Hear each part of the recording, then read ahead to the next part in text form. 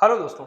आज हम अपने इतिहास के चैप्टर में दोबारा लौटते हैं। आज हम मध्यकालीन भारत का एक टॉपिक जो है मोहम्मद गजनी, हम इसके बारे में जानेंगे।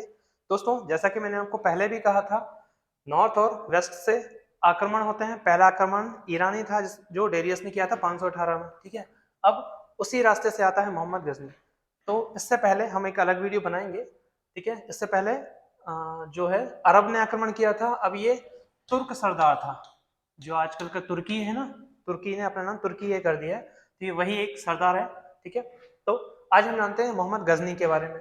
तो दोस्तों, इसने भारत पर 17 बार आक्रमण किया है। 17 बार इसने भारत पर आक्रमण किया है। ठीक है, ये तुर्क से संबंधित था। पहली चीज, ये 27 साल की जो मोहम्मद गजनी है या गजनबी है, दोनों के नाम सेम मिल जाते हैं, लेकिन ये है अपना। ठीक है, दोनों में से कुछ भी आप देख सकते हैं, गजनी या गजनबी।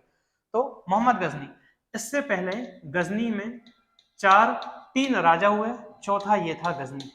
ठीक है, तो दोस्तों मैंने यहाँ ट्रिक लिखी हुई है, आप देख सकते हैं। याद करने के लिए ट्रिक है अपसु, अपसु, अलप्तगीन, प्रीतिगीन, सुबुक्तगीन। तो दोस्तों, आप अपनी बुक में देखेंगे तो उसमें आपको ये जानकारी मिल जाएगी कि अब अलप्तगीन, प्रीतिगीन और सुबुक्तगीन। अलप्तगीन ने गजनी साम्राज्य की स्थापना करी थी। ठीक है, उसके बाद एक राजा बनता है 27 साल की उम्र में, ये खुरासान का शासक बनता है मोहम्मद गजनी।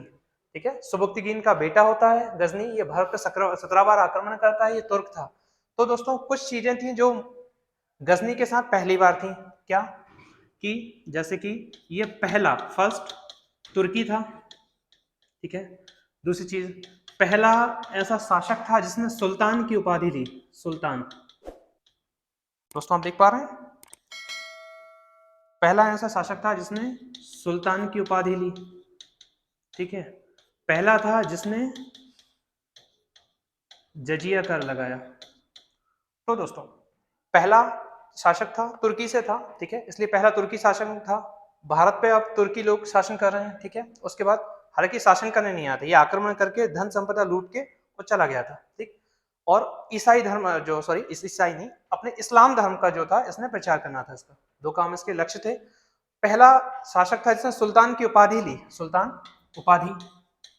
ठीक है, और दूसरी चीज, इसने जजिया कर पहली बार लगाया। तो दोस्तों, यहाँ एक चीज आपने देखी होगी, जजिया कर, कई लोगों को पता नहीं होगी जजिया कर क्या होता है। दोस्तों, जजिया कर एक प्रकार का कर है जो धार्मिक कर होता है। धार्मिक मतलब जो गैर इस्लामिक लोगों से लिया जाता है। जैसे सपोज यदि मैं इस्लाम से संबंधित हूं तो मुझे ये कर नहीं देना पड़ेगा, ऐसा धार्मिक कर, इसको जजिया कर कहा जाता है। पहला लगाने वाला गजनी था। अब दोस्तों, इसका जो पहला आक्रमण था भारत पे, 17 बार किया था। 17 में से जो पहला था वो था हजार में पेशावर। ठीक है, आप जानती हैं पेशावर नॉर्थ और वेस्ट में पाकिस्तान साइड के एरिया में आता है। और सबसे इसका प्रसिद्ध जो आक्रमण था दोस्तों, वो था 1025 में सोमनाथ पे अटैक, सोमनाथ आक्रमण। दोस्तों, 1025 में सोमनाथ, सोमनाथ गुजरात में है। ठीक है, इसमें आक्रमण करता है, बहुत ज्यादा इसको धन संपत्ति यहाँ से मिलती है। ये लूट कर अपने वापस अपने साम्राज्य की ओर जाता है ये। तो रास्ते में क्या होता है दोस्तों, इसको जो है जाट लोग जो होते हैं, जाट, इसकी धन संपदा को लूट लेते हैं। इसी के कारण जो अंतिम अंतिम जो 17वीं बार जो आक्रमण होता है वो जाटों के विरुद्ध होता है 1027 में। 17वां और 1027 में इसका अंतिम अभियान होता है भारत के लिए जाटों के विरुद्ध। ठीक है, अब एक चीज और दोस्तों, हम इसमें इससे जुड़ी हुई चीजें कि कुछ इतिहासकार, कुछ साहित्यकार इसके समय इसके साथ आए थे, भारत गजनी से भारत आए थे।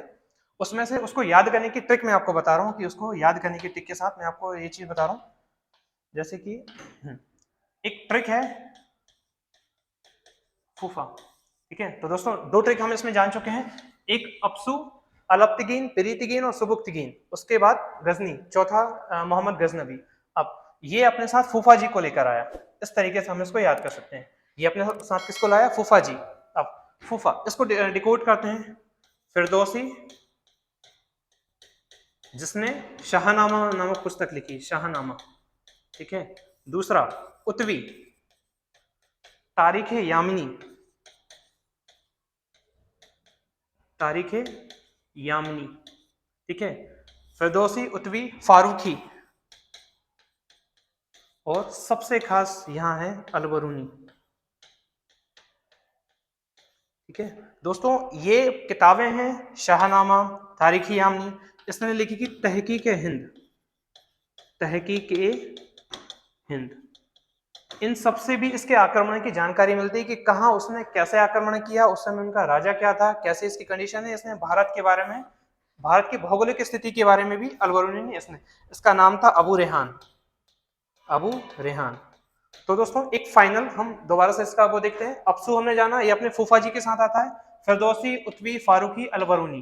फिरदौसी शाहनामा, उत्वी एक इतिहासकार था, तारीख यामनी पुस्तक लिखता है।